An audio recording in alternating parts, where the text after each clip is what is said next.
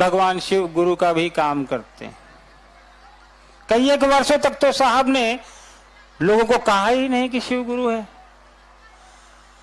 कमरे से बाहर किसी को बताया ही नहीं। लेकिन धीरे धीरे कालांतर में जब साहब ने लोगों को कहना शुरू किया, क्योंकि साहब को किसी ने कहा कि तुमको कहना है। कल ही मैं एक साहब की चर्चा सुन रहा था, उसमें साहब ने कहा है कि पिछले 10,000 साल में मैं एक अकेला इंसान हूं जिसने लोगों को कहा है कि शिव को गुरु बनाइए। इस कालखंड में कोई दूसरा नहीं। तो साहब ने जब लोगों को कहना शुरू किया कि शिव को गुरु बनाइए, गुरु बनाकर 3 काम कर लीजिए, चौथा कुछ करना नहीं है, किसी फेर में नहीं पड़ना है, ये 3 सूत्र से 2 नहीं होना है, 3 से 4 नहीं होना है। और साहब ने एक कमरे से बाहर निकलकर लोगों को बताना शुरू किया और दीदी ने कदम कदम पर उनका साथ दिया। उनका बड़ा पुत्र होने के नाते मुझे ये सौभाग्य प्राप्त है कि नजदीक से देखा है उनको, नजदीक से गुरु भाई बहनों को देखा है, समझा है।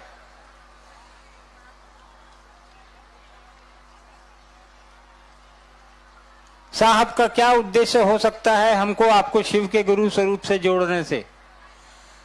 क्या जरूरत पड़ी थी उनको? एक अधिकारी, क्लास 1 अफसर, प्रथम श्रेणी के अधिकारी वो थे बिहार सरकार में, अच्छी तनख्वाह, अच्छा घर, ड्राइवर, खाना बनाने वाला, गाड़ी, अंगरक्षक, सब कुछ। लेकिन इसके बाद भी उन्होंने उसके अलावा अपनी ये यात्रा जो शुरू की, शिव की शिष्यता का, शिव के गुरु स्वरूप से खुद को जोड़कर लोगों को भी जोड़ने का। कभी हमने आपने सोचा है कि क्या पड़ी थी उनको, क्या पड़ी थी दीदी को? खुद राजा की बेटी, जिसके घर में सैकड़ों नौकर हुआ करते थे, एक एक आदमी को शिव से जोड़ने के लिए, शिव के गुरु स्वरूप से जोड़ने के लिए पूरी रात बैठी रहती थी।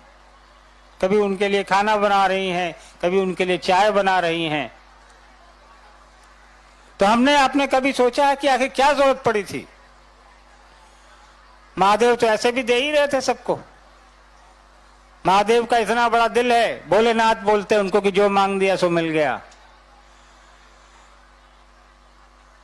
कोई कांवर लेके जाता है, बारिश में है, धूप में है, ठंड में है, चले जा रहे हैं 10-10 दिन, 5-5 दिन, जल कंधे पर उठाए कि महादेव को चढ़ाएंगे, उनसे कुछ मांगेंगे, मेरी मनोकामना होगी, आशीर्वाद मिलेगा।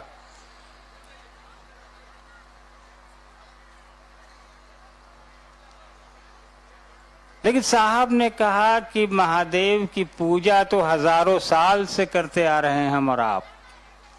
स्थितियां कहां बदली, क्या बदलाव हुआ? एक परिवर्तन जो इतने दिनों में पूजा करके हमको आपको अपने अंदर महसूस हुआ हो। महादेव के एक से एक बड़े भक्त हुए।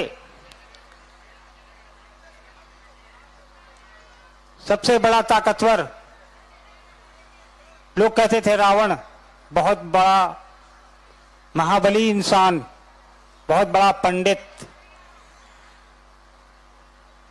महादेव ने जो घर बनाई उसके लिए, गृह प्रवेश के लिए उसको बुलाया, उसने घर ही मांग लिया। महादेव ने कहा ले जाओ, दे दिया पूरा सोने का महल। लेकिन रावण के काम आया वो? कितने दिन उसने उस महल में अपने जीवन के बिताए। वही महल उसकी मौत का कारण बन गया। उसने उसमें माता सीता को ले जाकर रखा। न महल रहा, ना वो खुद रहा।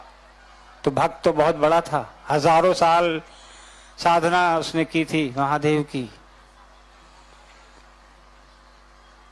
लेकिन ज्ञान का अभाव था कि उस चीज की, उस शक्ति की जो महादेव ने उसको दी थी, उसका इस्तेमाल उसको कैसे करना है, ये उसने महादेव से नहीं लिया। तो ज्ञान के अभाव में संसार की सारी चीजें घातक हो जाती हैं। सांसारिक ज्ञान तो आपको शिक्षक दे देगा जो स्कूल में पढ़ाते हैं, माँ बाप दे देंगे, भाई बहन दे देगा, पड़ोसी दे देगा, दोस्त मित्र दे देगा, लेकिन उससे ऊपर भी कुछ ज्ञान की आवश्यकता हमको आपको जीवन में पड़ती है, जो हजारों साल से शारीरिक गुरुओं के माध्यम से हम और आप लेते आए हैं, जब से भी शरीर में इंसान आया है। लेकिन साहब ने कहा कि जब महादेव हैं और हम और आप जान रहे हैं कि वो गुरु का काम करते, जगत गुरु है, गुरुओं के गुरु हैं, तो भैया जब जगत गुरु के रूप में महादेव उपलब्ध हैं हमारे आपके बीच, और साहब ये कहने वाले पहले नहीं है कि जगत गुरु हैं वो, इसके पहले भी लोगों ने कहा, तभी ना माना किसी ने, 110 लोगों ने, 12 लोगों ने जो माना, शिव पुराण में जिनकी चर्चा है। लेकिन साहब वो इंसान पहले जरूर हैं जिसने जनमानस को कहा कि महादेव आपके भी गुरु हो सकते हैं, वो आज भी गुरु का काम करते हैं। He was the first man, साहब वो पहले इंसान जिसने हमको आपको शिव के गुरु स्वरूप से जोड़ा, इस अवधारणा से जोड़ा, इस यात्रा के की सड़क पर लाकर खड़ा कर दिया, कहा कि 3 काम करो और सीधा चलते चलो। व्यवस्थाएं कैसे बनती हैं वो महादेव पर छोड़ दो, हम और आप उनके शिष्य हैं, जो शिष्य भाव साहब ने देने को कहा उस देने पर हम और आप ध्यान केंद्रित करें। इस पूरे देश में या देश से बाहर भी आप जाएंगे तो महादेव के मंदिर आपको मिलेंगे। आप बाली चले जाएं, मॉरिशस चले जाएं, फिजी चले जाएं, इंडोनेशिया चले जाएं, इन सब जगहों पे आपको महादेव के मंदिर मिलेंगे। इसलिए ऐसा नहीं है कि महादेव सिर्फ इस देश में हमारी संस्कृति तक ही सीमित थे। आज भी बाहर आप जाएं आपको मंदिर, पुराने मंदिर मिलेंगे, नए तो बन ही रहे हैं और बनते रहेंगे। तो साहब ने उस महादेव को हमारे आपके दिलों में उतार दिया, हमारे आपके जेहन में उतार दिया, और बगैर किसी बंदिश के, बगैर किसी वर्जना के उन्होंने कहा कि हर वो आदमी जो धरती पर आया है वो इस बात की पात्रता रखता है कि वो शिव को अपना गुरु बना सके। हर वो आदमी, याद रखिएगा, चाहे वो रिक्शा चलाता हो, चाहे वो फाइटर जेट चलाता हो, चाहे वो शहर में टमटम टोटो कुछ भी चलाता हो, आप और हम धरती पर आ गए तो इस बात के लिए ये पात्रता लेकर भी पैदा हुए हैं हम और आप कि हम शिव को अपना गुरु बना सकते हैं। उन्होंने कहा किसी दीक्षा की आवश्यकता नहीं है, क्या खाए हो, क्या नहीं खाए हो, कौन सा वस्त्र पहने हो, कौन सा वस्त्र आपको पहनना है, कोई दीक्षा नहीं लेनी है। महादेव से कहना है कि हम आपके चेला हैं, हम पर दया करिए। नमः शिवाय से प्रणाम करना है और लोगों को बता देना है कि भैया हम तो महादेव के चेला हैं, आप भी बन सकते हैं, कोई इसमें प्रावधान नहीं है अलग से कुछ। यही 3 काम करने की आवश्यकता है, लेकिन 3 काम करने के लिए वो उस मानसिकता में हमको आपको जाना पड़ेगा, प्रयास करना पड़ेगा कि साहब दीदी ने जो कहा है उस प्रयास को हम धरातल पर लेके आए, पहले अपने अंदर उतारें, फिर दूसरे के अंदर उतारने की चेष्टा करें।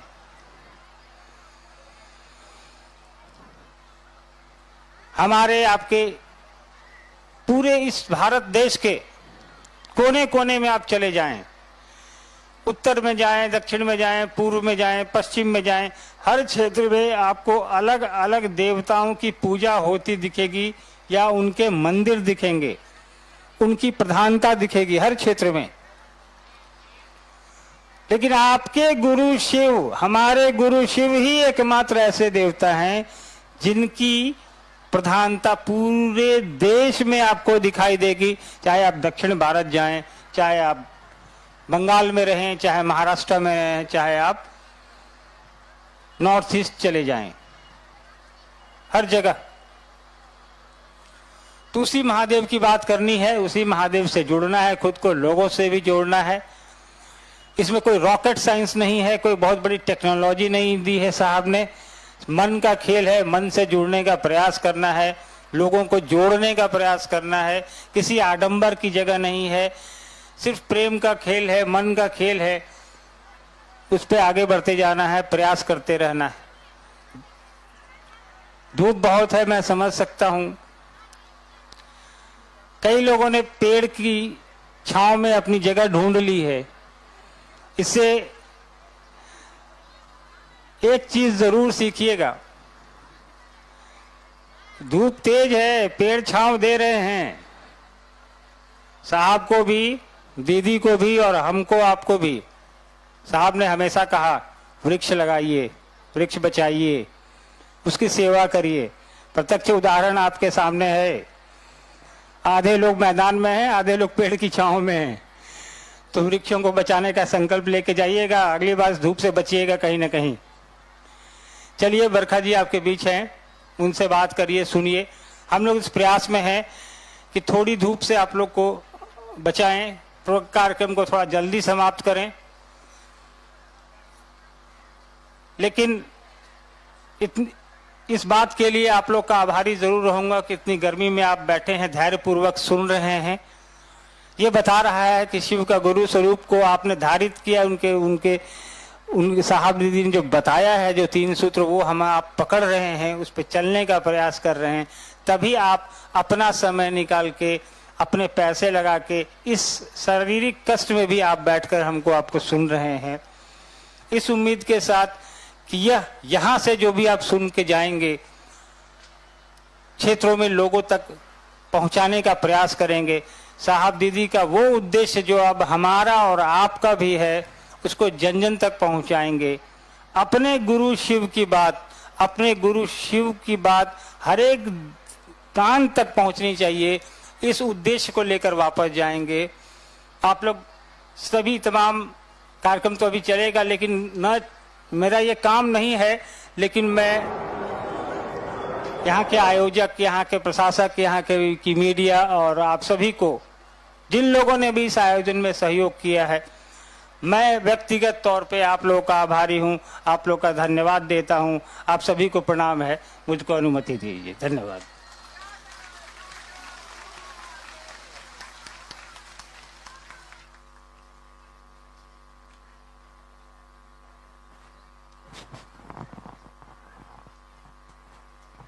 बहुत सुंदर अभी हम लोगों ने सुना अर्चित भैया को। अब आइए एक भजन सुनते हैं और इस भजन के बाद हम लोग दीदी बरखा आनंद जी को सुनेंगे। इस पूर्णतः आध्यात्मिक आयोजन में, इसी शहीद मीनार के मैदान से इस विधा के प्रवर्तक साहब श्री हरिंद्रानंद जी ने प्रत्येक को स्मरित कराया है, पूरे विश्व को, कि यहां शिव गुरु हैं, कोई व्यक्ति नहीं। इसलिए स्थिर होके सुनिए कि हर व्यक्ति आ रहे हैं जो शिव के शिष्य हैं, शिव के शिष्या हैं। वो अपने गुरु शिव और साहब दीदी के दिल के आग को कैसे आपके हृदय का आग बनाना चाहती हैं, उस बिंदु पर हम सुनेंगे दीदी बरखानंद जी को। आइए उसके पहले एक भजन सुनते हैं और भजन के लिए हम इस महागुरु महादेव के मंच पर गुरु बहन पूजा सोनकर जी, आपको आमंत्रित करता हूं, आप आइए इस मंच तक और शिव गुरु से जुड़ा एक मोहक भजन, एक खूब भालो गानटा प्रस्तुत करिए आप, गुरु बहन पूजा सोनकर। बहुत कम समय है हम लोगों के पास साहब दीदी के आध्यात्मिक संकल्प में जीने के लिए और लोगों को प्रेरित करने के लिए। एक एक पल का उपयोग कर लीजिए हम आप सभी मिलकर। कैसे होगा? स्वयं को और सामने वाले को साहब दीदी के अनुरूप शिव गुरु से जोड़कर प्रयास करना है अपने धरती के सारे कार्य को करते हुए। गुरुवहन पूजा सोनकर जी।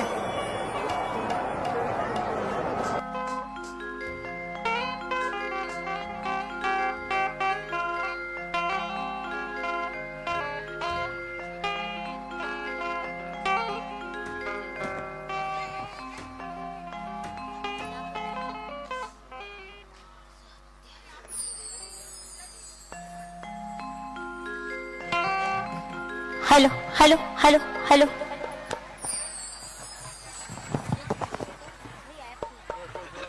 F2 दीजिए ना भैया, साउंड दीजिए ना, इको नहीं दीजिएगा कैसा लगेगा? बंगला भजन है ना, बंगला भजन है ना,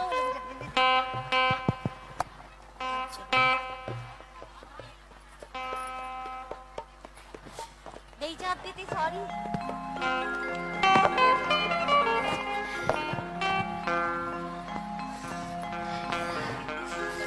ना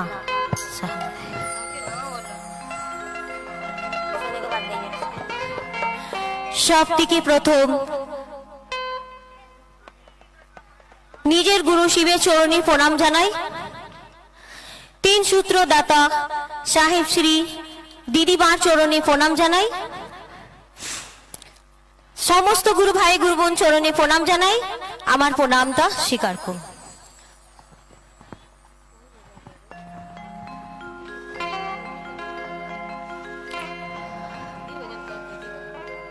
মঙ্গল দীপে জ্বলে অন্ধকারে দুই চোখ আলোয় ভর গুরু, তোমরা করো বিশ্বাস নাই করো বিশ্বাস, শিবই আমাদের গুরু আছে, শিবই আমাদের গুরু আছে। মঙ্গল দীপ জ্বলে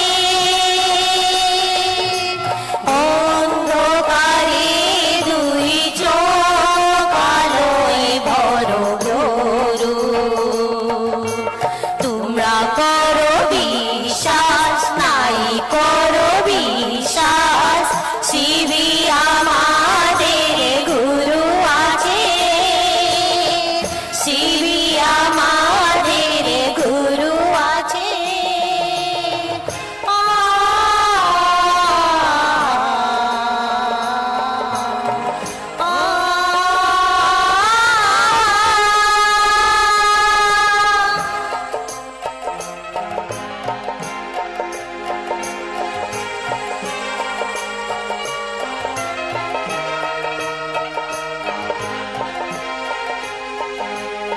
দেখুন দিদি, এই যে কড়া রোদ্দুরে আমরা বসেছি, এই সাক্ষাৎ আমার সাহেব দিদির দয়া, আমাদের দয়া হচ্ছে ওনার।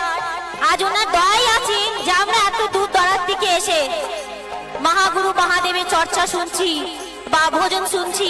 এই সব থেকে বড় সাহেব দিদির দেন আছে। তাহলে আমাদের সঙ্গে বলুন,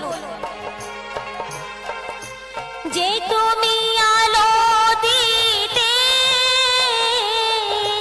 প্রতিদিন সূর্য ওঠা, যে তুমি আলো দিতে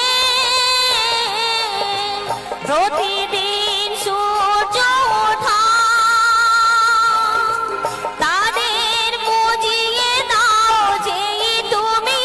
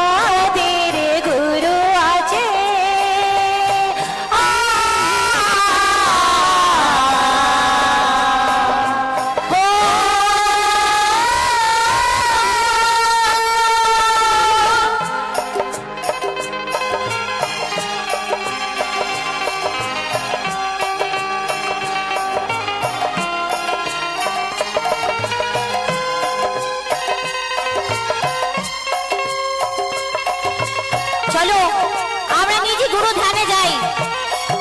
দিদিরা একটু আস্তে আস্তে দেখে দেন।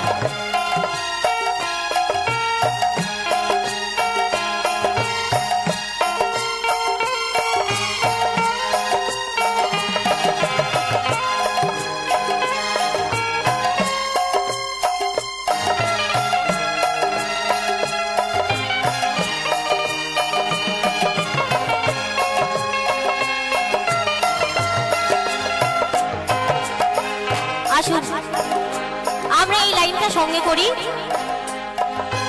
সাহেবেরি এই দয়াতে চর চাইয়া আসলাম আমি, সাহেবেরি এই দয়াতে চাইয়া আসলাম আমি।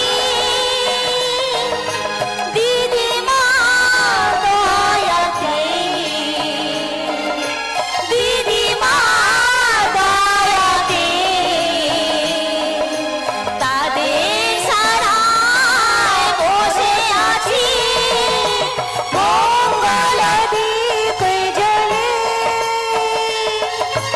অন্ধকারে দুই চোখ আলোয় ভরো প্রভু, তোমরা করো বিশ্বাস নাই করো বিশ্বাস, শিবই আমাদের গুরু আছে, শিবই আমাদের গুরু আছে, শিবই আমাদের গুরু আছে।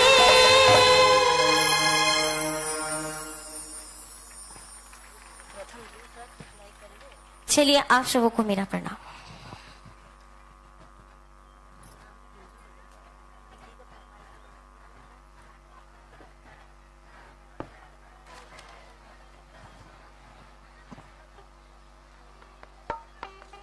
आध्यात्म जगत ही मंगल दीप प्रज्वलित करता रहा है भारत में, और आज भी साहब दीदी उसी दीप को जला रहे हैं।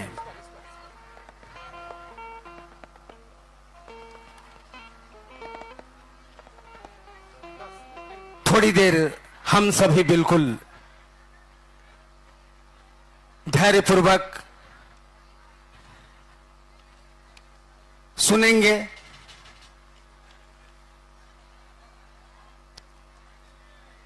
दीदी बरखा आनंद जी से साहब दीदी का यह जो संकल्प है, एक एक व्यक्ति के को शिव से जोड़ना, उनके हृदय की आवाज है ये।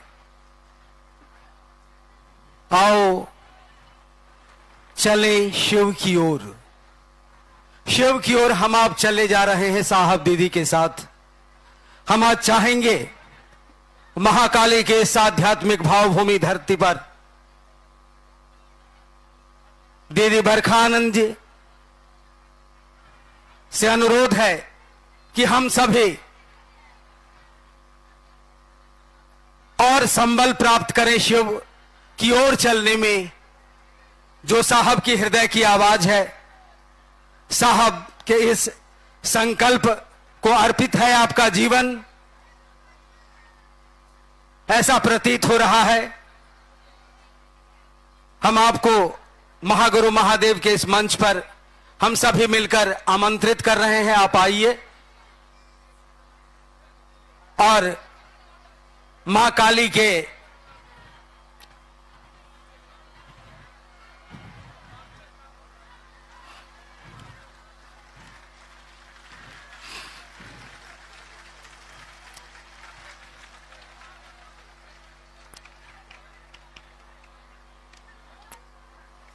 मां काली के इस आंगन में आइए, सुनते हैं दीदी बरखा आनंद जी को।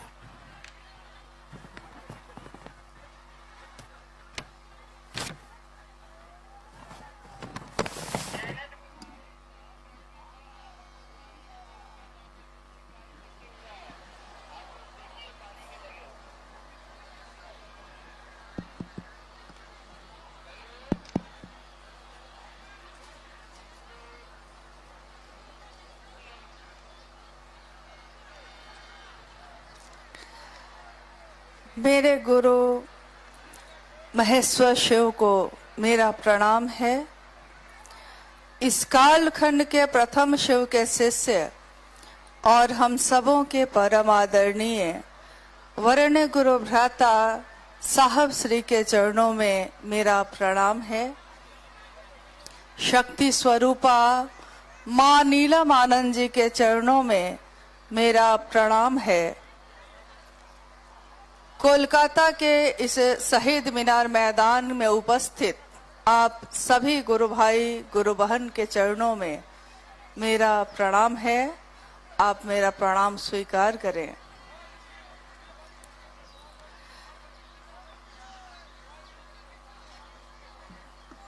आज का ये शिव गुरु महोत्सव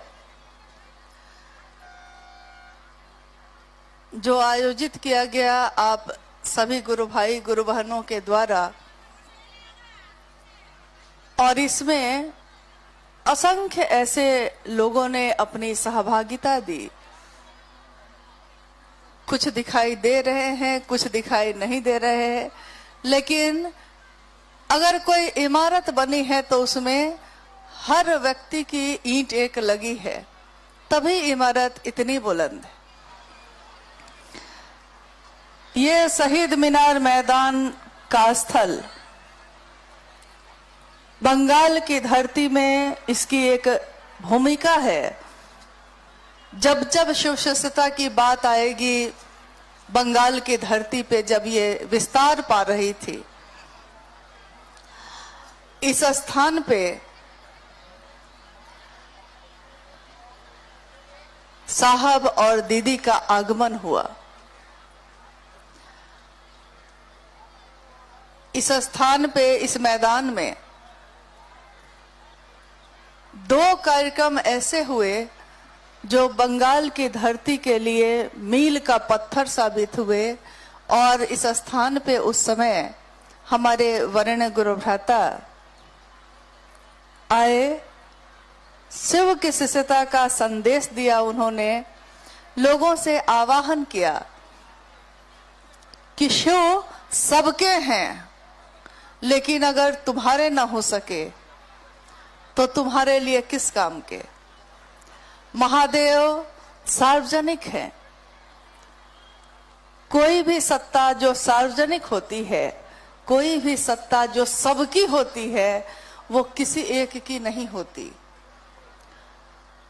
हमारे पूर्वजों ने हजारों हजार सालों से ये बातें सुनी होंगी कि शिव भगवान हैं, शिव सबके लिए है, लेकिन किसी के मन में ये बात पैदा नहीं हुई कि जो सबका है वो किसी एक का नहीं होता, और जो किसी का अपना नहीं होता उसकी परवाह भी हम नहीं करते हैं। महागुरु महादेव, जगत गुरु महादेव, आदि गुरु महादेव, शिव के विभिन्न स्वरूपों की पूजा अर्चना का अविरल प्रवाह इस धरती पे होता आया है। अविरल यानी निरंतर, लगातार होता आया है। हजारों साल का इतिहास उपलब्ध है। जब से उपलब्ध है तब से शिव के अनेक स्वरूपों की चर्चा उसमें है, जिसमें कभी उनको रुद्र कहा गया, कभी उनको शंकर कहा गया, कभी शिव कहा गया, कभी नीलकंठ कहा गया, नटराज, महामृत्युंजय, त्रयंबक यानी 3 नेत्रों वाले, कामदेव को भस्म करने वाले, नटराज के रूप में तांडव नृत्य करने वाले, और करुणावतारम के रूप में, करुणा की मूर्ति के रूप में अपनी करुणा बरसाने वाले। शिव के असंख्य स्वरूप पूरे भारतवर्ष में पूजित हुए, पूजे गए। लोगों ने ईश्वर के रूप में उनसे अपनी मनोकामनाओं की पूर्ति भी मांगी और पाई। मनोकामना जो भी मांगी गई उनकी पूरी हुई। न जाने क्यों लोगों ने शिव के ज्ञानदाता स्वरूप से ज्ञान नहीं मांगा। कोई नहीं जानता कि इसके पीछे क्या कारण है। हमारे आपके जैसे इंसान, हमसे पहले भी जो हमारे माता पिता हुए, उनके भी जो माता पिता, उनके भी जो माता पिता, ये सिलसिला जो चला आ रहा है, उसमें अरबों की जनसंख्या में कहीं कहीं इक्के दुक्के ऐसे व्यक्ति हुए जिनके बारे में हमने सुना है कि वो शिव के शिष्य हैं, शिव के भक्त हैं, शिव के गण हैं। कहा जाता है कि शिव अपने गणों से ही शोभायमान होते हैं, यानी उनके गण ही उनकी शोभा है। अन्य देवी देवता आभूषण पहनते हैं, अन्य देवी देवता मंदिरों में हैं, या उनके दास हैं, दासियां हैं, सेवक हैं। लेकिन देवों के देव महादेव के भक्त या शिष्य उनके दास नहीं है, उनके सेवक नहीं है, उनके गण हैं। गण का मतलब होता है, सामान्य तरीके से समझिए तो गण मतलब आदमी, महादेव का आदमी। हम अपने दुनिया में जब चलते हैं तो लोग पूछते हैं कि आप किसके आदमी हैं। कोई पूछता है आप किसके आदमी हैं, और हम सब शिव के शिष्य ये कहते हैं कि हम शिव के शिष्य हैं तो शिव के ही ना होंगे। आज कहते हैं, लेकिन एक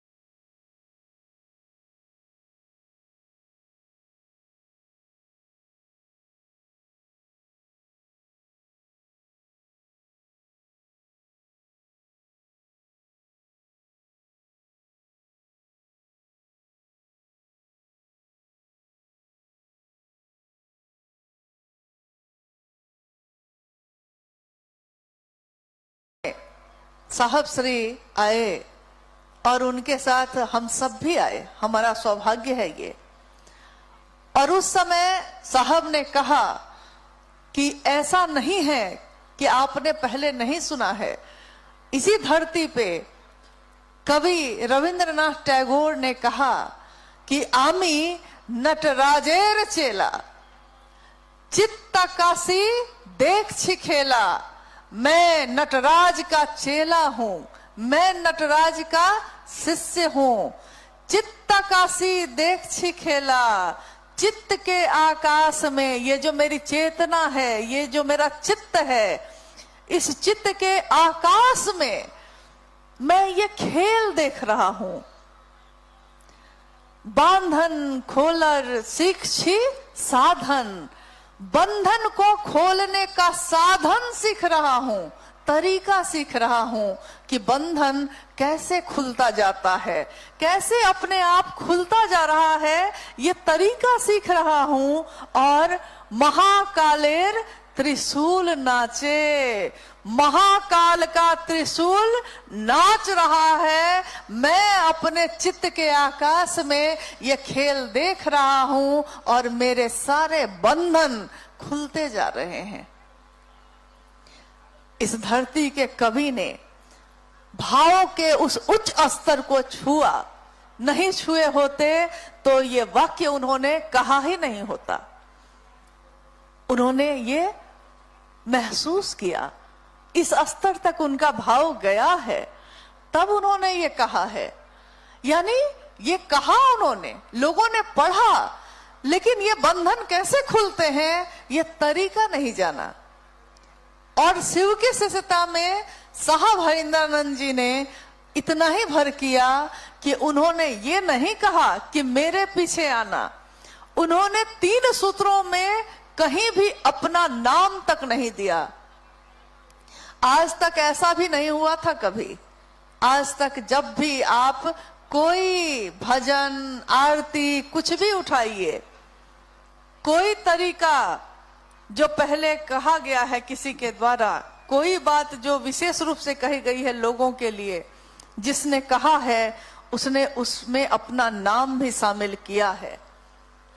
ऐसे कितने दृष्टांत है, ऐसे कितने उदाहरण है। लेकिन 3 सूत्र शिव को गुरु बनाकर हम और आप करते हैं। पहला सूत्र, मन ही मन अपने गुरु शिव को ये मानसिक संप्रेषण देना। मानसिक संप्रेषण का अर्थ होता है मन में अपने मन के उस भाव को ईश्वर के तरफ, गुरु के रूप में जो बैठे हैं, गुरु की कुर्सी पे जो बैठे हैं, उन तक भेजना। हे शिव, कौन है ये शिव? वो ईश्वर है, वो भगवान है, वो नीलकंठ है, वो महाकाल है, उसका त्रिशूल नाच रहा है, उसका शिव तांडव चल रहा है। लेकिन मेरे लिए कौन है वो शिव? मेरे लिए है वो मेरा गुरु शिव। हे शिव, आप मेरे गुरु हैं, मैं आपका शिष्य हूं, मुझ शिष्य पर दया कर दीजिए। इस पूरे वाक्य में क्या साहब हरिंद्रानंद जी का नाम है? नहीं है, शिव का नाम है। दूसरे सूत्र में, जिसमें हम अपने गुरु शिव की बात करते हैं दूसरों से, कि शिव की चर्चा करना है, जो तुम करते हो वो दूसरों को करने के लिए कहना। साहब को अपने गुरु शिव से ये आकाशवाणी के द्वारा प्राप्त हुआ, जो तुम करते हो दूसरों को करने के लिए कहो।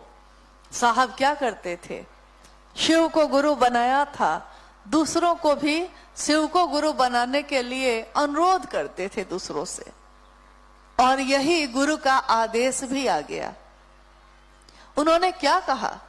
दूसरा सूत्र, जिसमें उन्होंने कहा शिव की चर्चा करना, ताकि खुद भी समझ सको कि शिव मेरे गुरु हैं और दूसरे भी समझ सके कि शिव उसके भी गुरु हैं। शिव तक पहुंचाने में किसी की मदद करना, ताकि वो जो पहुंचे तो उसको पहुंचाते पहुंचाते तुम भी पहुंच जाना। शिव की चर्चा करना ताकि स्वयं में भी शिव भाव भरे और समूह यानी लोग जो सुनते हो उनमें भी शिव भाव बढ़े, दोनों में हो। ऐसा नहीं है कि जो बोल रहा है उसमें भरे और दूसरे में नहीं भरे, ये हो ही नहीं सकता, क्योंकि आपके हृदय में जो होगा वही आप दूसरे के हृदय में भी दे सकिएगा। मेरे हाथ में अगर जलता हुआ दिया है और हम आपके अंधेरे घर में आए हैं, तो क्या मेरे हाथ के दिए से जो रोशनी निकल रही है उससे आपके घर का अंधेरा दूर नहीं होगा? होगा। जिसके पास जो होता है वही वो दूसरे को देता है। जो मेरे दिल में ना हो तो हम आपको भी नहीं दे सकेंगे। तो महादेव की चर्चा इसलिए करना कि शिव तुम्हारे गुरु भी हो सके और दूसरों को भी प्रेरित करो कि उसके गुरु भी शिव हो जाएं। 2 कदम वो तुम्हारी बात सुनकर महादेव की तरफ बढ़ जाए तो शिव चर्चा का परिणाम है। अब बताइए, इस दूसरे सूत्र में शिव है, लेकिन क्या साहब हरिंद्रानंद जी का नाम है इसमें? नहीं है। तीसरे सूत्र में मन ही मन शिव को प्रणाम करिएगा। प्रणाम आपका मन करता है, मन ही झुकता है। मानसिक प्रणाम, भाव प्रणाम, ये सारी व्याख्या आपने सुनी होगी, आपने सुना होगा, पढ़ा होगा जो साहब के द्वारा लिखित है। उसमें वो कहते हैं प्रणाम आपका मन करता है।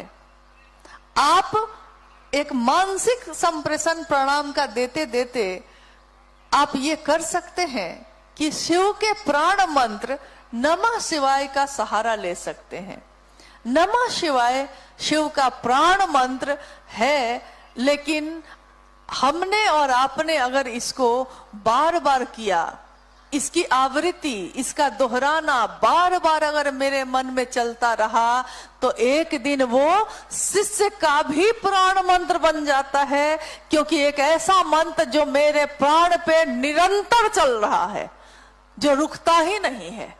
इस तीसरे सूत्र में शिव है, शिव का प्रणाम करने का तरीका भी है, लेकिन साहब हरिंद्रानंद जी का नाम इसमें भी नहीं है।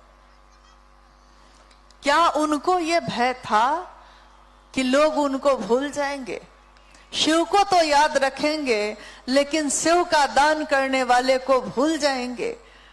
हालांकि संसार में आज तक इस भय से कोई मुक्त नहीं हो पाया, क्योंकि हर व्यक्ति ने अपना नाम जरूर लिखा। अगर उसने कोई भी मत दिए, कोई संप्रदाय बनाया, कोई एक तरीका बताया, कोई योग बताने वाले हैं, कोई विधियां बताने वाले हैं, कोई कुंड कुलन्नी का जागरण करने वाले हैं, या कोई भजन और आरती का लिखने वाले कोई लेखक हैं, कोई है, सबने अपना नाम दिया है। यहां तक कि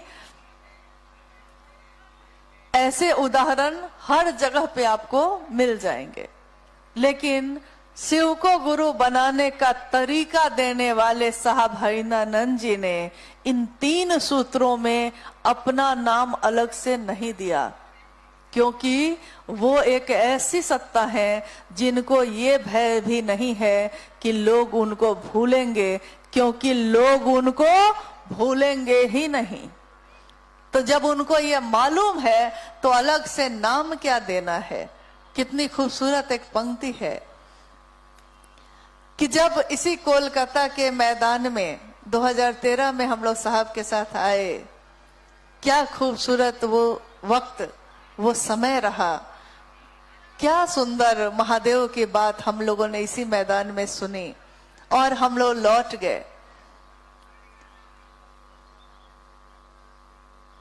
जो दौर, जो वक्त, हम में से बहुत लोगों ने सशरीर उनका दर्शन करके, उनकी बातों को उनके मुख से सुनकर बिताया है।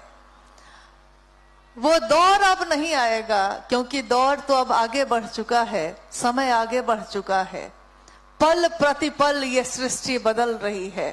पल प्रतिपल ये क्षण, ये समय, ये काल बदल रहा है। जो अभी बीत रहा है फिर वो नहीं आएगा। सुंदर लोग आएंगे और सुंदर बात करेंगे। आपसे भी अच्छे लोग आएंगे सुनने वाले, आपसे भी अच्छे लोग आएंगे बोलने वाले, आपसे भी सुंदर शिव के लिए झुकने वाले लोग आएंगे। दौर बढ़ता रहेगा, लेकिन जो बीत गया है वो दौर तो अब नहीं आएगा। जो दे दिया है उन्होंने, उससे ज्यादा अब कोई देने वाला भी नहीं आएगा। लेकिन कोई अगर शिव का शिष्य है और उसने शिव को अपना गुरु बनाया है, तो वो जानता है कि उसके लिए साहब और दीदी की अहमियत क्या है। जो बीत गया है वो अब दौड़ ना आएगा, ये जानते हैं हम। जो बीत गया है वो अब दौर ना आएगा। इस दिल में सिवा तेरे कोई और ना आएगा। घर फूक दिया हमने, अब राख उठानी है।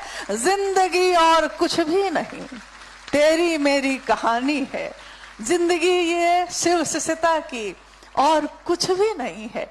इसमें एक शिव शिष्य साहब हरिंद्रानंद जी, माँ की छाया, आंचल की छाया लेकर खड़ी माँ नीलमानंद जी, और वो जिसके पास लेकर जा रही हैं हम सबको, जो रास्ता है, जो मंजिल है, भगवान शिव स्वयं,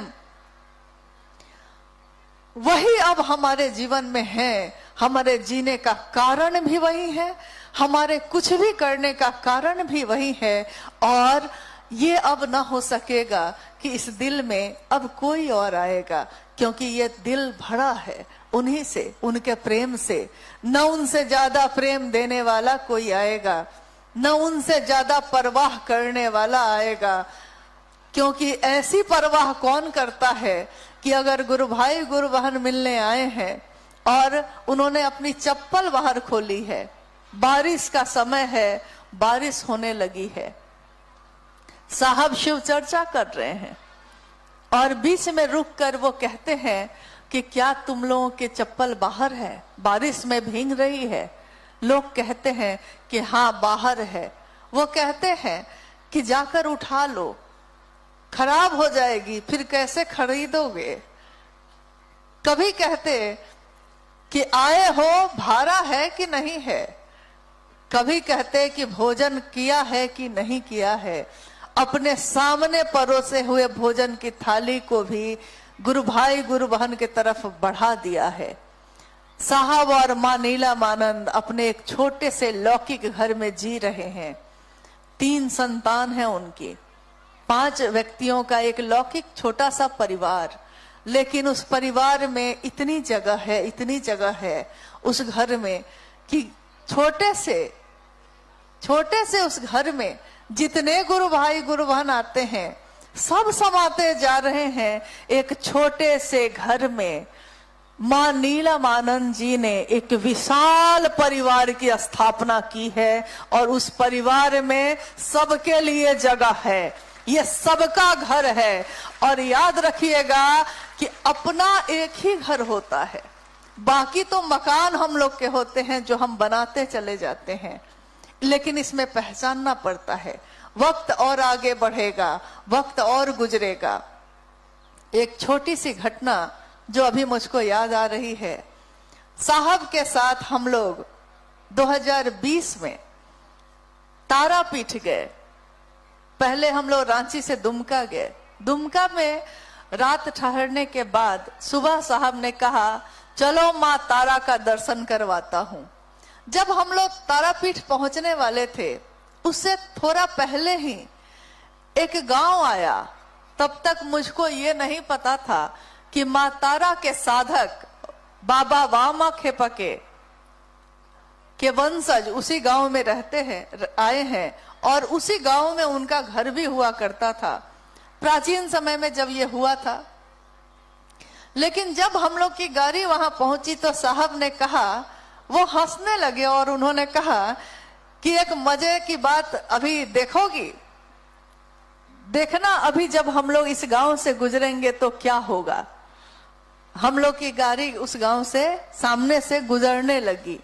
हर कुछ देर के कुछ दूरी पे कुछ लोग खड़े थे और कह रहे थे कि आइए आइए, ये है बाबा वामाखेपा का असली घर, ये है। फिर थोड़ी गाड़ी आगे बढ़ती है तो फिर कुछ लोग खड़े हैं, वो भी यही कह रहे हैं कि देखिए ये है घर, ये है असली घर, आइए इसका दर्शन कीजिए। तो साहब ने कहा कि देखे, और हंसने लगे। हम लोगों ने पूछा उनसे कि ऐसा क्यों कर रहे हैं ये लोग? तो साहब ने कहा कि जब किसी का नाम हो जाता है तो सब यही कहने लगते हैं कि हम ही हैं असली, हम ही हैं असली, हम ही हैं असली। कोई कहता है ये वाला पे आओ, कोई कहता है ये वाले पे आओ, लेकिन घर तो कोई एक ही रहा होगा।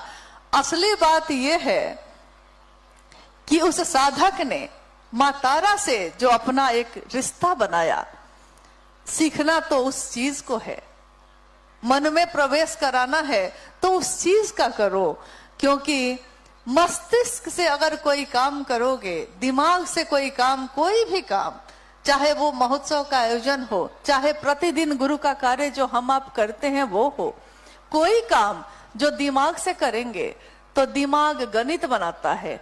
मस्तिष्क से किया हुआ कोई भी काम गणित बनाता है, और गणित की एक सीमा होती है, उससे असीम वो नहीं हो सकता, उसकी एक सीमा है। लेकिन हृदय की सीमा नहीं होती।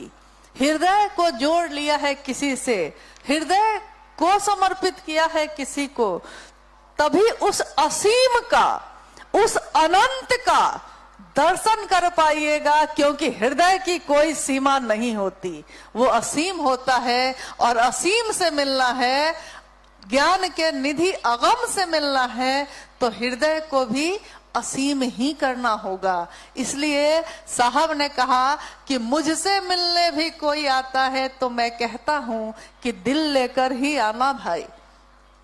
क्योंकि दिल से मिलने की आदत रहेगी तो ये आदत महादेव से मिलने में बहुत काम आएगी, लेकिन अगर मुझसे दिमाग से मिलते रहे तो महादेव से भी मिल न सकोगे। इसलिए दिल लेकर ही आना, और उस दिल में शिव को लेकर आना, दिल लेकर ही जाना, और उसमें भी शिव को ही लेकर जाना। ये अद्भुत बात, ये अप्रतिम शिव की शिष्यता जिसका दान साहब ने दिया है। क्योंकि आज तक न तो दया मांगने की प्रथा रही है, न तो शिव की चर्चा करने का चलन रहा है, और न ही मन के से भाव प्रणाम करने का तरीका समझाया गया है। ये तीनों सूत्र, ये सूत्र त्रय हमारे शिव शिष्यता के रास्ते में हमारी मदद करते हैं, सहायक हैं ये। लेकिन मूल चीज क्या है?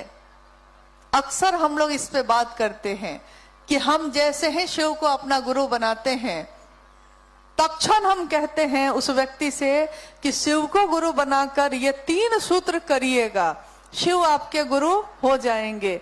लेकिन हम कभी भी ये नहीं सोचते कि 3 सूत्र सहायक है, तो मूल क्या है इसमें? कोई काम ऐसा होगा जो मूल है, और उस काम की पूर्ति के लिए ही सहायता ली जाती है, सहायक क्रियाओं का सहारा लिया जाता है। अगर ये तीनों सूत्र सहायक हैं तो मूल क्या है? शिष्यानुभूति आप में से किसी ने पढ़ी है कि नहीं मुझको नहीं मालूम। सन 1990 में शिव के शिष्य साहब हरिंद्रानंद जी ने अपनी अनुभूति को कागज पर लिखने की कोशिश की। अनुभूति, भाव का स्तर शब्दों में नहीं समा सकता, लेकिन उसको लिखने का प्रयास किया जा सकता है। वो शब्द झलक हैं, लेकिन आग तो उसके सीने में होती है जिसने उसको लिखा है। तो उस शिष्यानुभूति को साहब श्री ने 1990 में लिखा, और प्रारंभिक समय के गुरु भाई और गुरु बहनों ने अच्छी तरह उसका अध्ययन किया, मन से किया। अध्ययन मतलब सिर्फ पढ़ के नहीं किया, मन से किया। और जब इक्के दुक्के 200-400 गुरु भाई गुरु बहन हुए, तब भी प्रतिदिन शिव चर्चाओं में उसकी पंक्तियों को दोहराया जाता था। क्या खूबसूरत पंक्तियां हैं उसकी, हर पंक्ति, हर वाक्य शिष्यता के उच्चतम शिखर को छूता है। शिव भाव के शिखर की तलहटी में ही समस्त संकीर्णताएं तिरोहित हो जाती हैं। शिव विसंगतियों में संगति की स्थापना है। अद्भुत वाक्य। क्या मैं पूछ सकती हूं कि अभी इस मैदान में उपस्थित आप में से कितने लोगों ने साहब की शिष्यानुभूति को पढ़ा है? आप में से किसी ने पढ़ा है इसको? पढ़े हैं, लेकिन संख्या फिर भी कम ही लग रही है। आधे लोग पढ़े हैं, आधे लोग नहीं पढ़े हैं। मेरा अनुरोध है कि उसको पढ़िएगा जरूर। आप चाहिए तो इसकी कोई कीमत नहीं ली जाती है। आप जब भी चाहिए कभी अगर आइए, या यहाँ के गुरु भाई गुरु बहन अगर आते हैं तो ले आ सकते हैं, आपको दे सकते हैं। उस पूरी पुस्तक में एक वाक्य लिखा है ऐसा जिसके बारे में लिखा गया है कि ये अनिवार्य है। एक ही चीज, बाकी शिष्यानुभूति में कंगन पहनना भी अनिवार्य नहीं कहा गया है। तीनों सूत्र भी सहायक प्रक्रिया है, कंगन भी सहायक है, शिव का काम करने में आपकी मदद करता है। क्योंकि आप कंगन जब रुद्राक्ष का पहनते हैं तो कोई देख के पूछता है आपसे, कंगन पहने हैं, रुद्राक्ष पहने हैं, क्या बात है? तो आपको एक मौका मिल जाता है शिव चर्चा करने का, यानी ये भी मदद करता है। तो अनिवार्य कुछ भी नहीं लिखा है, एक पंक्ति लिखी है जिसमें लिखा हुआ है कि ये अनिवार्य है। क्या आप में से कोई ये बता सकते हैं कि वो पंक्ति क्या है?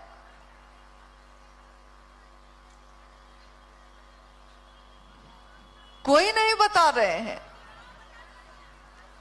कौन बोल रही हैं? हाँ बताइए। बहुत सुंदर। साहब ने यही कहा था कि जिस दिन आप ऐसा करिएगा मैं ताली बजाऊंगा आपके लिए, आप मेरे लिए क्या बजाते हैं। चलिए, इतने लोगों में एक गुरु बहन ने खड़े होके जवाब दिया, और जवाब बिल्कुल सही है, इसलिए इस जवाब को लॉक किया जाए। लेकिन मेरे पास पैसा नहीं है, इसलिए हम 1 करोड़ आपको नहीं दे सकते। हाँ, तो ये जवाब है इनका, अस्थाई शिष्य भाव। ये तीनों सूत्र भी हम इसीलिए करते हैं कि मेरा जो भाव है शिष्य का, वो डगमगाए नहीं, वो हिले नहीं। कोई आया तो कुछ और समझा कर चला गया, कोई आया तो कुछ और समझा के चला गया। ये मेरे मन में जो रंग चढ़ा है, उस रंग पे कोई दूजा रंग अब ना चढ़े। ये रंगरेज है मेरे पिया, जिन्होंने रंग दिया है मेरे मन को, तो अब इस रंग में कोई दूसरा रंग ना चढ़े, इसकी कोशिश है ये। इसके लिए ये तरीके हैं कि ये काम करिए, मन ही मन दया मांगिए, मन ही मन प्रणाम करिए, शिव की चर्चा करिए, कंगन पहनिए, चाय पिलाइए, खाना खिलाइए, बैठाइए। एक प्रणाम करिएगा तो अनेक परिणाम आएंगे उसके। ये सारी तरीके हैं, लेकिन ये तरीके हैं अस्थाई शिष्य भाव हो जाए इसके लिए, प्रेम हो जाए इसके लिए। ये तरीका है, लेकिन तरीका प्रेम नहीं होता। लेकिन तरीका इसलिए महत्वपूर्ण है कि उस तरीकों को छोड़ दीजिएगा तो प्रेम हो भी नहीं सकेगा। बड़ा मुश्किल है इस शिव तत्व को समझना, और शिव के शिष्य के तत्व को समझना भी बड़ा मुश्किल है। कोई एक बार सुन लेता है तो वो कहता है कि साहब तो हमेशा बोले कि मुझको प्रणाम करने की जरूरत नहीं है, महादेव को प्रणाम करना। और किसी दूसरे ने दूसरे दिन जाके सुना है तो उसने कहा कि उस दिन साहब कह रहे थे कि जो मुझको प्रणाम नहीं कर सकता वो शिव को क्या प्रणाम कर सकता है।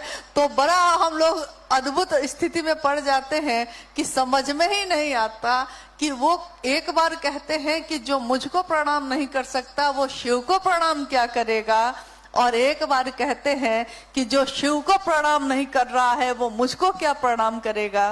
तो ये तत्व समझना बड़ा मुश्किल है। इसलिए तत्व सीखने के लिए, तत्व समझने के लिए उसकी गहराई में जाने से अच्छा है समर्पित हो जाना, अपने आप को समर्पण कर देना इस बात के लिए कि मैं तो आपका शिष्य हूं। और शिष्य तो अज्ञानी ही होता है। जो इस बात को समझ गया वही सबसे बड़ा ज्ञानी है। जो ये कह सकता है कि मुझको कुछ नहीं आता, सचमुच में सबसे बड़ा ज्ञान यही है कि मुझको कुछ नहीं आता। लेकिन जब तक हमको ये समझ में आता रहेगा कि मुझको भी कुछ आता है, तब तक ये रास्ता ही वैसा नहीं, इस पे जाना ही नहीं हो सकेगा। आइए हम लोग इसे धूप लग रही है ना, अभी धूप याद आ रही थी। देखिए शिव भाव में धूप भी समझ में नहीं आती है। जब चित्त में प्रकाश फैलता है, जब हमारी चेतना उस शिव से मिलती है, चाहे कहीं मिले, अकेले में बैठे हो, किसी की बात सुन के मिल रही है, किसी से बात कह के मिल रही है, लेकिन अगर चेतना उस शिव से मिलती है तब क्या होता है?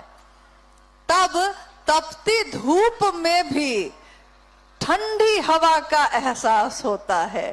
तब पतझड़ में भी फूलों की पंखुड़ियों का एहसास होता है। और तब मरुस्थल में भी बारिश की बूंदों की शीतलता अनुभव होती है, जब चित्त का आकाश हो और उसमें शिव का प्रकाश फैला हो, तब ऐसा होता है। आइए हम लोग कुछ जिज्ञासाओं पे बात करते हैं। आइए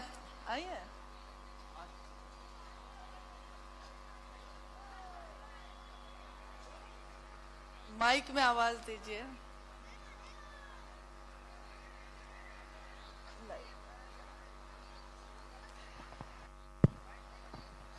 जिज्ञासा है कि समष्टि से सिमटा हुआ मानव अपनी मानवीय मूल गुणों से वंचित रह जाता है। कृपया इस पे प्रकाश डालें। समष्टि से सिमटा हुआ, ये पंक्ति है आओ चलें शिव की ओर, जो पुस्तक साहब श्री के द्वारा लिखी गई है उसी की। इस पुस्तक में ये पंक्ति साहब ने लिखी है। ये हमारे गुरु शिव में है। समष्टि से सिमटा हुआ मानव अपनी मानवीय मूल गुणों से वंचित रह जाता है।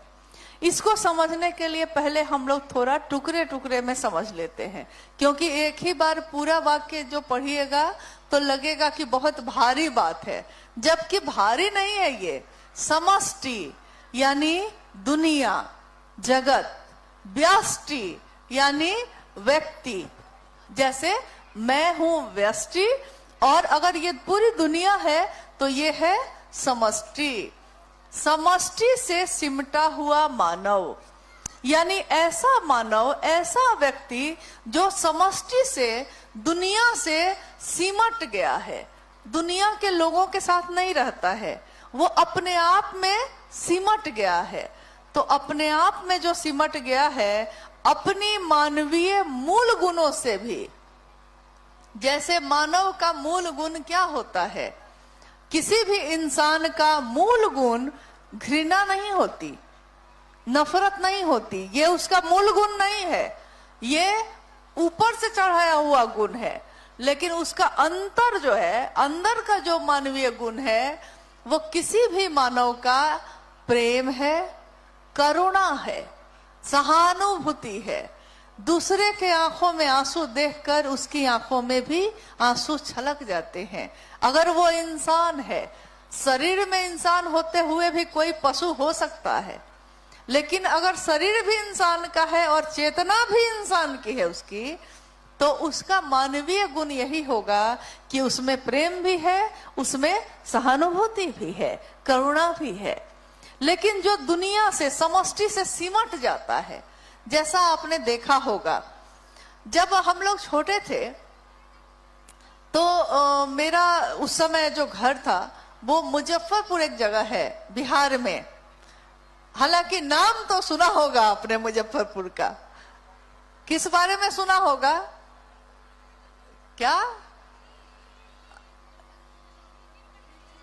अच्छा, देख लीजिए, शिव गुरु महोत्सव हो रहा है तो स्वाभाविक है कि अगर कोई बात आएगी लेकिन उस बात का जिक्र इसीलिए होगा क्योंकि उसमें कहीं ना कहीं शिव शिष्टता की बात होगी।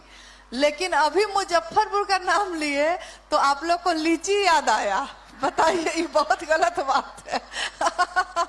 हालांकि हाँ, ये भी बात सही है कि लौकिक चीज देखिएगा तो लीची के लिए प्रसिद्ध है, लेकिन शिव शिष्यों के लिए वो धरती नमः शिवाय की भूमि हम कहते हैं उसको, क्योंकि तुर्की जो मुजफ्फरपुर में है उसी तुर्की के स्थान पे साहब श्री के सांसों पे नमः आया था हवा के झोंके के साथ और शिवाय उतर गया था। इसलिए हाँ, नाम तो सुना होगा आपने, अब तो नाम सुना होगा। तो मेरा बचपन, लेकिन वहीं मुजफ्फरपुर जिले में ही, शहर में ही घर है मेरा। जब हम लोग छोटे थे, समष्टि की बात हो रही है इसलिए एक उदाहरण दे रहे हैं अपने जीवन से। तो हम लोग छोटे थे, अभी फरवरी का महीना है, अगले महीने में होली है। तो तब तक हम लोग होली मतलब समझते थे कि होली मतलब होली के दिन दिल मिल जाते हैं, रंगों से रंग मिल जाते हैं और गिले शिकवे भूल के दोस्तों दुश्मन भी गले मिल जाते हैं। हम लोग बचपन में होली यही समझे थे, क्योंकि मोहल्ला का हर आदमी होली में शामिल होता था। इसका अर्थ हुआ कि सारा घर अलग अलग होते हुए भी एक परिवार की तरह था। नतीजा कि अगर कोई किसी घर में बीमार है और उसके घर में कोई नहीं है तो मोहल्ले के सारे लोग उसकी तीमारदारी में लग जाते थे। लेकिन इन कुछ वर्षों में, अभी कितने वर्ष हुए होंगे, 20-25 वर्षों के अंदर में इतना परिवर्तन हुआ है कि अब कभी पूछते हैं, जा तो पाते नहीं हैं, लेकिन पूछते हैं कि क्या होली में आप लोग सबके यहाँ गए थे, लोग आप सबके यहाँ आए थे, तो पता चलता है कि अब होली जैसे पर्व में भी कोई घर से नहीं निकलता है, कोई किसी को अबीर लगाने नहीं जा रहा, कोई किसी के घर में पुआ खाने नहीं आ रहा। न जाने क्या हो गया है, घर बढ़ते चले गए हैं और रिश्ते टूटते चले गए हैं। ऐसा हो गया है, यानी समष्टि से सिमटा हुआ। दुनिया में पहले थे कि सब एक दूसरे से मिलते थे, अब सब अपने में सिमट गए हैं। कोरोना काल में, कोरोना जब हुआ था, रांची में एक घटना हुई जिसमें एक बूढ़ी महिला, उसका जो शरीर, उसकी मौत हो चुकी थी, लेकिन क्योंकि कोरोना का समय था कोई किसी के तरफ झांक भी नहीं रहा था। तो जब दुर्गंध उठने लगी तो लोगों को पता चला, पुलिस में खबर की गई, फिर प्रशासन आया और उस महिला के शरीर को वहां से उठा के ले जाया गया। देखिए, जैसे ही दुनिया से सिमट के कोई आदमी अकेला होता है, अकेला यानी अलग फ्लैट में रहेंगे, अब माँ बाप के साथ नहीं रहेंगे, अब संयुक्त परिवार में नहीं रहेंगे, अब पति पत्नी अलग रहेंगे, भाई भाई के साथ नहीं रहना चाहता, दोस्त दोस्त के साथ भी औपचारिक हो गया है। अगर अपने आप आ जाए तो आप पूछते हैं कि बोल के क्यों नहीं आया, पहले से क्यों नहीं बताया, यानी औपचारिकता हो गई। क्या हुआ? मूल मानवीय गुण भी खत्म हो गए। मौत हो गई किसी की आपके बगल के फ्लैट में और आपको पता भी नहीं चला, क्योंकि आपने कभी 10 साल से आप वहां हैं, लेकिन आपने कभी पता ही नहीं किया कि आपके बगल में कौन रहता है। न उसको आपसे वास्ता, न आपको उससे वास्ता। समष्टि से सिमटा हुआ व्यक्ति मूल मानवीय गुणों से भी वंचित हो जाता है। करुणा खत्म हो गई, सहानुभूति खत्म हो गई। जब खत्म हो गई तब क्या ढूंढते हैं? हम किसी को प्रेम नहीं देते, लेकिन हर व्यक्ति दूसरे से प्रेम ढूंढता है। अभी अनु भैया जब आए और चर्चा कर रहे थे तो उन्होंने कहा कि गर्मी बहुत है तो लोग जो है पेड़ ढूंढ रहे हैं। बड़ी सुंदर इस पे एक पंक्ति है कि शहर बसाकर अब सुकून के लिए, क्योंकि शहर बस गया है बड़ा बड़ा, तो सुकून के लिए अब शांति चाहिए। अब शहर बस गया है तो वहां शांति नहीं है, सुकून के लिए गांव ढूंढते हैं और हाथ में कुल्हाड़ी लिए हुए हैं और छांव ढूंढते हैं। यानी कुल्हाड़ी लेकर काटे भी जा रहे हैं और छांव भी ढूंढ रहे हैं। तो जब काट ही दिया है तो अब छांव कहाँ मिलेगा। आज शिव शिष्यता को इस कालखंड में 50 वर्ष से ऊपर हो गए, 91वां वर्ष बीत रहा है। 50 वर्ष से ऊपर ये शिव की शिष्यता का ये कालखंड में समय हो गया।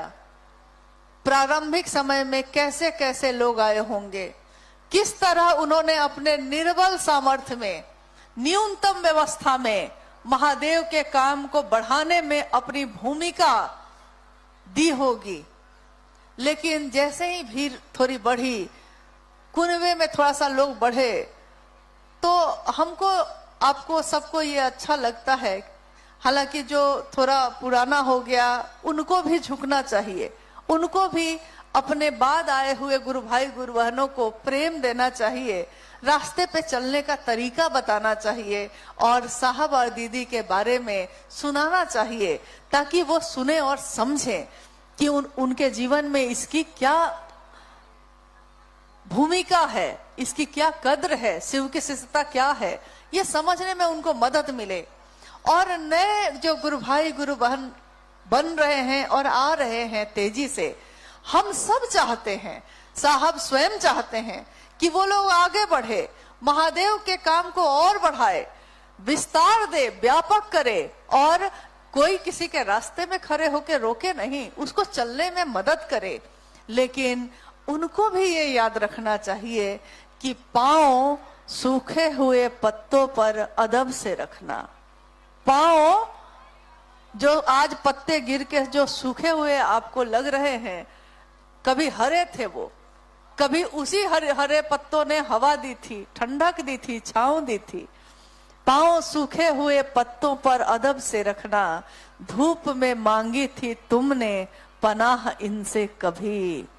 इसी पंक्ति को बैनर पे लगवाया था साहब ने और रांची में एक कार्यक्रम का आयोजन किया, जिसमें उन सभी गुरु भाई गुरु बहनों को बुलाया, उनसे मिले, जो उस समय चले जब तपती दोपहर थी शिव शिष्यता की, और यही लोग छाया बनकर लोगों को लेकर चल रहे थे।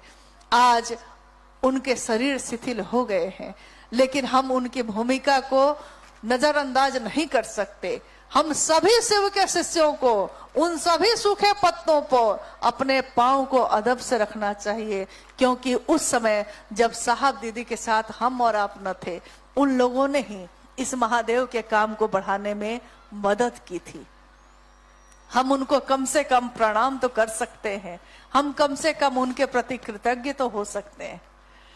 आइए कुछ जिज्ञासाओं पे हम बात कर लें। जिज्ञासा है कि साहब कहते हैं शिष्य की तरह सोचो, सोचने में क्या तुम्हारा खर्च होता है, तो ये शिष्य की तरह सोचना क्या होता है, कृपया दीदी जी बताया जाए।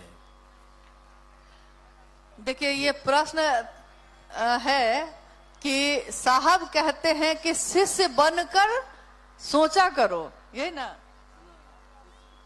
हाँ, शिष्य की तरह सोचो। क्या शिष्य की तरह सोच भी नहीं सकते हो? साहब कह रहे हैं। जिज्ञासा भी यही है, शिष्य की तरह सोच भी नहीं सकते हो। शिष्य क्या सोचेगा? कोई भी शिष्य अपने गुरु के बारे में सोचता है कि मेरे गुरु के आदेश का पालन हो रहा है कि नहीं हो रहा है, और मेरे गुरु का नाम इससे बढ़ेगा कि घटेगा।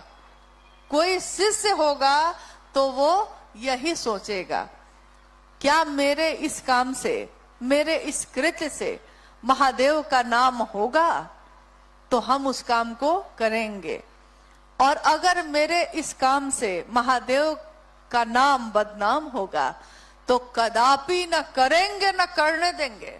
ये भी बात है। जो शिष्य होगा वो अपने गुरु का झंडा बुलंद रखता है, और गुरु का झंडा बुलंद रहेगा हमेशा।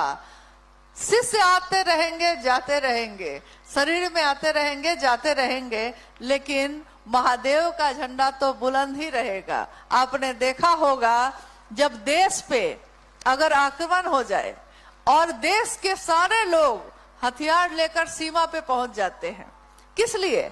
कि मेरे देश की रक्षा हो सके, हम इस देश में सुरक्षित रह सके। सवाल अगर देश की रक्षा का आता है तो पहली पंक्ति के लोगों को अगर वो धराशायी हो जाते हैं, वो गिरने लगते हैं, और पीछे की पंक्ति में जो लोग खड़े हैं वो दौड़कर उस देश के झंडे को पकड़ लेते हैं, गिरने नहीं देते। शरीर गिरता चला जाता है लेकिन झंडा नहीं गिरता।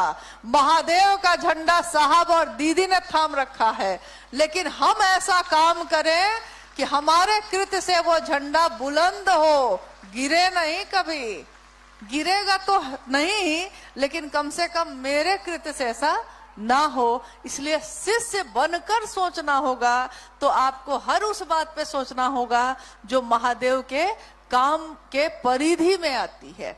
क्या मेरे ये करने से अच्छा होगा या बुरा होगा? बहुत ऐसे लोग हैं जो हर जगह के कार्यक्रम में आपको दिखेंगे, लेकिन ये प्रश्न ये है कि समय है बहुत कम और काम है बहुत ज्यादा बाकी। बहुत काम अभी बाकी है। पूरे बंगाल में ही अगर आप सोच लीजिए तो आपको अभी जैसे 5-6 जिले के गुरु भाई गुरु बहन यहाँ जरूर होंगे। मुझको लगता है कि सेंट्रल कोलकाता, दक्षिण 24 परगना, उत्तरी 24 परगना, हावड़ा, हुगली, आपका मेदिनीपुर, वर्धमान, ये सारे आसपास के जिले के लोग जरूर यहाँ उपस्थित होंगे। लेकिन आप अपने घर में चारों तरफ देखिए, क्या आपके घर के चारों तरफ शिव शिष्यता व्यापक हो रही है? क्या घर घर जाकर बात करने का तरीका हमने कम कर दिया है? अगर ये किया है तो इसको फिर से ठीक करने की जरूरत है, क्योंकि व्यक्ति का व्यक्ति से बात करना जरूरी है। ये महोत्सव या कार्यशाला या दूसरी चीजें जो मीडिया के द्वारा भी हम लोग देते हैं, वो लोगों के मन में शिव गुरु है, हम शिष्य हो सकते हैं, ये संदेश तो पहुंचा सकती है। लेकिन असली जागरण तब होता है जब व्यक्ति व्यक्ति से बात करता है, और इतनी बात करता है कि वो पौधा मजबूत हो जाए। जब वो पौधा मजबूत हो जाए फिर आगे बढ़ जाइए और दूसरों को भी अब जोड़ने की कोशिश करिए। लेकिन अभी काम बहुत बाकी है और हम सब ये संकल्प लेते हैं, क्योंकि ये जगह बहुत महत्वपूर्ण है। ये एक ऐसी धरती है जिस धरती पे हम आप बैठे हैं। हमारे साहब और दीदी के चरण यहाँ पधारे हैं एक साथ। शिव और शक्ति का ये अन्योन्याश्रित प्रेम ना हो। अन्योन्याश्रित यानी इतना अभिन्न है, एक है, अलग होकर भी एक है, और इतना अभिन्न है, इतना अन्योन्याश्रित है कि इसके प्रेम के बिना घास की एक पत्ती भी नहीं उग सकती। तो इस धरती के पे बैठे हम सभी शिव के शिष्य ये संकल्प ले, फिर से संकल्प ले। पुनर्स्थापना शिव की कर चुके हैं साहब, लेकिन उन पौधों को पानी चाहिए, छांव चाहिए, उनको देखभाल की जरूरत है। तो आप हम सब मिलकर इस महान काम को, इस बड़े उद्देश्य को, अपनी संकीर्णताओं को पीछे छोड़कर करने की कोशिश करें। अंतिम करते हैं, एक कोई करके अंतिम कर देते हैं। जिज्ञासाएं तो बहुत सारी आपने भेजी हैं, समय की अब मानना है। चलिए एक अंतिम जिज्ञासा है, अध्यात्म क्या है? शिव रूपी ज्ञान से संजात एक सामान्य आचरण, एक सामान्य भावाचरण जगत के लिए अनुकरणीय है। कैसे? पहली जिज्ञासा है, अध्यात्म क्या है? अध्यात्म सबके लिए एक ही तरह की रोशनी है, वो अलग अलग नहीं है। लेकिन जिसके शरीर में जो जीवात्मा है, है तो वो परमात्मा का ही अंश, ऊर्जा ही है वो। वही ऊर्जा जो मनुष्य के शरीर में आई है, अंश में आई है, तो उसको मनुष्य आत्मा कहते हैं, जीवात्मा कहते हैं। वही ऊर्जा जो परम ऊर्जा के साथ है, परमात्मा कहते हैं। और वही जो अलग अलग शरीर में जिसका प्रस्फुटन हुआ है, जो अंश है शिव का, उसी ऊर्जा से आज हम आप सब चल रहे हैं। साहब कहते हैं कि दिया यानी जिसमें आप दीप जलाते हैं, वो दिया चाहे सोने का हो, चाहे चांदी का हो, चाहे मिट्टी का हो, या किसी बालू से आपने बना लिया है, गोबर से बना लिया है, दिया चाहे अलग अलग हो सकता है, लेकिन उस दिए की रोशनी, उसमें जो बाती है, उसको जलाने के बाद उसकी रोशनी को देखकर अगर दिए को ढक दिया जाए और सिर्फ आपको रोशनी दिखाई दे, तो आप भी बता नहीं सकिएगा कि ये रोशनी सोने के दिए से जल रही है कि मिट्टी के दिए से जल रही है। ये पता नहीं चल पाएगा, क्योंकि रोशनी सबकी एक ही है। इसीलिए आध्यात्म यानी खुद की खोज, मैं कौन हूं, कहां से आया हूं, कहां को जाऊंगा। ये फूल जो खिलते हैं, मुरझाते हैं, कैसे खिलते हैं, कैसे मुरझा जाते हैं। एक दिन साहब श्री ने भी ये सोचा था।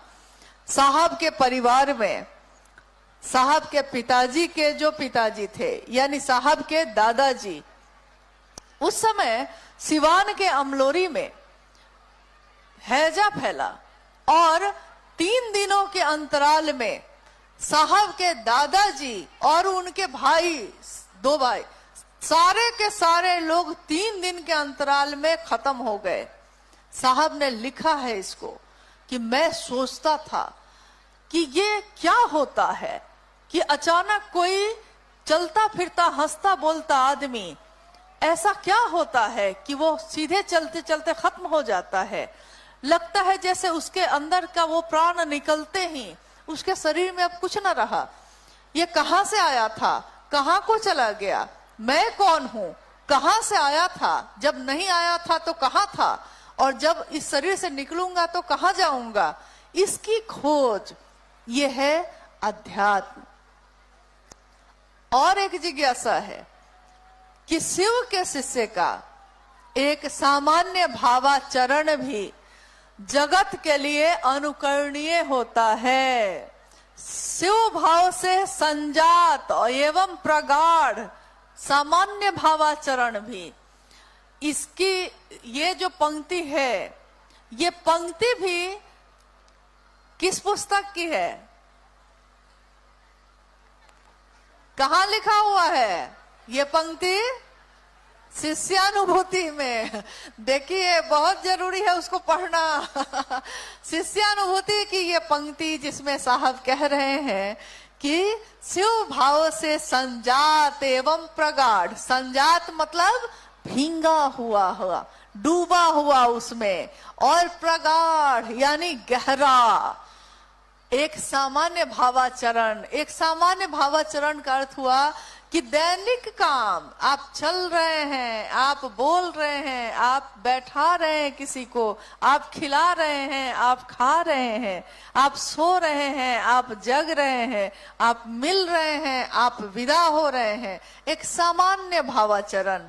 लेकिन ये सामान्य भावाचरण क्या है, इसमें क्या है, इस सामान्य आचरण में भाव है, भावाचरण, यानी ये आचरण भाव के साथ है। तो जिस भी शिव के शिष्य के मन में शिष्य भाव प्रगाढ़ होगा, गहरा होगा, उसका सामान्य भावाचरण भी जगत के लिए अनुकरणीय हो जाता है। यानी उसके चलने का तरीका, उसके प्रणाम करने का तरीका। आप में से कितने लोगों ने देखा होगा, साहब श्री से जब भी आप मिले होंगे तो आप जब तक प्रणाम कर ही रहे होंगे कि आपने देखा होगा कि उनके दोनों हाथ पहले ही जुड़ गए और झुककर वो प्रणाम कर रहे हैं। इतना सुंदर प्रणाम कि देखकर ही मन मोह जाए और लगे कि प्रणाम हो तो ऐसा हो। क्योंकि प्रणाम तो ऐसा भी होता है ना कि कोई आया है ऐसे घुटना छुआ और प्रणाम कर लिया, कोई आया है उसने ऐसे ऐसे किया और प्रणाम हो गया। लेकिन एक प्रणाम ऐसा भी होता है जिसमें भाव भरे होते हैं और वो झुकता है। वो आप में भी शिव को देख रहे हैं इसलिए झुक रहे हैं, हम में भी शिव को देख रहे हैं इसलिए झुक रहे हैं। तो जो शिव का शिष्य होगा उसका जो सामान्य भावाचरण होगा उसको हर चीज में वो शिव ही दिखाई देगा, शिव से अलग कुछ भी नहीं दिखेगा। जब एक लैला के इश्क में मजनू को की हालत ये हो गई कि वो गुजर रहा था और एक मौलवी साहब खुदा की इबादत कर रहे थे, मजनू उनकी चादर जो बिछी हुई थी उस पर गुजर कर चला गया। वो गुस्से में आ गए और उन्होंने मजनू से कहा कि तुमको दिखता नहीं है कि मैं खुदा की इबादत कर रहा था और तुम मेरी चादर पर से चले गए, कुचल के चले गए। बेचारा घबरा गया। प्रेम में डूबा हुआ आदमी प्रेम में जिससे प्रेम करता है उसमें डूबा होता है, दूसरों को पता चलता नहीं है। तो जब वो उसको रोकते हैं बोलते हैं तो वो घबरा जाता है, उसको लगता है कि मैंने क्या कर दिया ऐसा। तो मजनू ने कहा कि मैंने तो कुछ भी नहीं किया, मुझको दिखा ही नहीं। उन्होंने कहा कि तुमको दिखा कैसे नहीं? अब मजनू ने उनसे पूछा कि आप मुझको एक बात बताइए, मैं भी आपसे पूछना चाहता हूं। मैं तो मजनू हूं, एक लैला एक लड़की है उसके इश्क में हूं, उससे प्यार करता हूं, मोहब्बत करता हूं, उसके इश्क में हूं। लेकिन जब से लैला से इश्क हुआ है मुझको लैला के सिवा अब कुछ भी नहीं दिखता है। इन रास्तों में भी उसी का चेहरा दिखता है, इन पत्तों में भी उसी का चेहरा दिखता है, कोई सामने से आता है उसमें भी उसी का चेहरा दिखता है। मैं करूं क्या? मुझको तो लैला ही लैला दिखती है। लेकिन ए भाई, तुम तो खुदा की इबादत कर रहे थे, तुमको मैं कैसे दिख गया? मैं ये जानना चाहता हूं। अब बताइए, जो महादेव महादेव कर रहा हो लगातार, उसको सारी चीज कैसे दिखाई दे सकती है? लेकिन अगर उसको सब दिखाई दे रहा है, इसका अर्थ है उसने खुद की खोज शुरू ही नहीं की। जो खुद की खोज शुरू करेगा उसको कहाँ फुर्सत है कि वो सबको देखेगा? वो तो अपने महादेव को देखेगा। साहब और दीदी ने जो काम दिया वो करेगा और महादेव महादेव करता हुआ गुजर जाएगा। फुर्सत नहीं है आपके कालीन को देखने की भी नहीं और आपके कीचड़ को देखने की भी नहीं। आज तो हम सब के पांव वैसे ही हैं।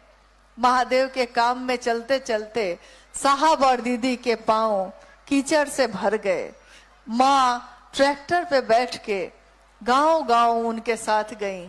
उस समय जब वो डिप्टी कलेक्टर थे, माँ नीलम आनंद जो डिप्टी कलेक्टर की पत्नी और एक राज परिवार की बेटी, लेकिन गांव गांव जाना है और लोगों तक ये संदेश पहुंचाना है कि वो शिव को गुरु बनाए, तो सारी का आंचल उनका कीचड़ से भर जाता था। गुरु भाई कहते कि जा जा माँ, कीचड़ लग गया पूरा। साहब कहते कि वो पंक्ति नहीं सुनी तुमने कि बाढ़ की संभावनाएं सामने हैं और किनारों पर घर बने हैं। बाढ़ की संभावना यानी कभी भी बांध से पानी टूट सकता है, ये सब कुछ खत्म हो सकता है। बाढ़ की संभावनाएं सामने हैं और इसको बचाना है, तो बचाने के लिए तो कीचड़ में उतरना पड़ेगा, काम करना पड़ेगा। तो आज जो है बाढ़ की संभावनाएं सामने हैं और किनारों पर घर बने हैं। आपके कालीन देखेंगे फिर कभी, अभी तो पांव कीचड़ से सने हैं। तो तो अभी तो ये पांव कीचड़ में चल रहे हैं, ताकि गांव गांव घर घर में शिव शिष्यता का दिया जले, शिव शिष्यता की गूंज उठे।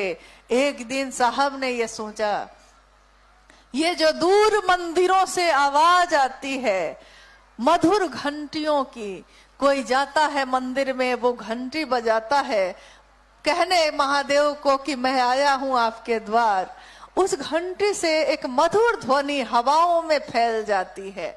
साहब कहते हैं कि मंदिरों से आती हुई इस मधुर ध्वनि को मैं शिव का शिष्य हरिंद्रानंद लोगों के जीवन में घोलना चाहता हूं।